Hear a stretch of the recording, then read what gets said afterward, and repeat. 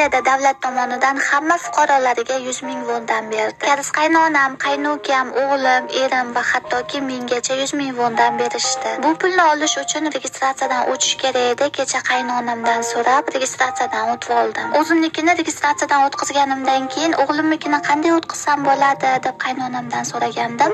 Qaynonam o'g'lingnikini men olib oldim deb aytdilar. Qaynonam o'zlarinikini registratsiyadan o'tkazganlarida o'g'limning puli ham avtomaticheski qaynonamning kartasiga tushgan ekan. Buni sababi meditsinskiy страховка bo'lsa kerak, chunki hozir uyimizdagi hammaning страховкasi qaynonamning nomida. Shuning uchun o'g'limning pulini ham, erimning pulini ham qaynonam o'zlarining kartalariga o'tkazib oldilar. Men xafa bo'layotganim pulni o'zlariga o'tkazib olganlaridan emas, biroq menga "Nara o'g'lingning puli menga o'tyapti, maylimi?" deb turib so'raganlarida yaxshi bo'lardi. Bu pullar men uchun hech narsa pul emas, shunchaki qaynonam men o'g'limning pulini olganligi haqida menga biroz ham aytib qo'ymadilar. Meni yoki erimning pulini olsalar mayli, rozimiz, lekin nevaralarining pulini olayotganlari menga umuman yoqmaydi.